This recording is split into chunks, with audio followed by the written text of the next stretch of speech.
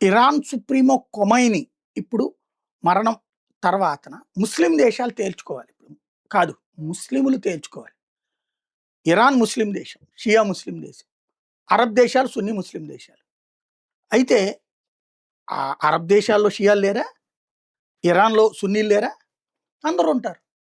ఇప్పుడు ఖొమైనీ చనిపోయాక ఇప్పుడు ఇరాన్ వెనకాల ఉండాలా? ఖొమైనీకి సంఘీభావంగా ఉండాలా? కానీ ఇరాను అమెరికాకి మిత్రులు అన్నటువంటి పేరుతో వాస్తవంగా గల్ఫ్ దేశాలు చాలా నెలల నుండి ముందు నుంచినే అమెరికా ఎయిర్ బేస్‌లు ఖాళీ చేపించినాయి. ఇరాన్‌తో అమెరికా గొడవ పడుతోందని తెలియగానే. ఇప్పుడు అక్కడి నుంచేమి యుద్ధం చేయట్లేదు. అంటే ఆ గల్ఫ్ దేశాల్లో ఉన్నటువంటి ఆ స్థావరాల నుంచేమి యుద్ధం చేయట్లా. యుద్ధం చేసొచ్చాక అక్కడ దిగి రెస్ట్ తీసుకుంటున్నాయి. యుద్ధ విమానాలు గాని, అవి గాని.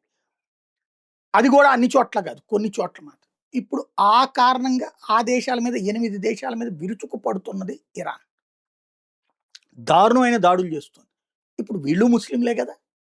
ఇప్పుడు నష్టపోతున్నది ముస్లిం దేశాలే కదా! మరి ఈ ముస్లిం దేశాల వైపు ఉండాలా?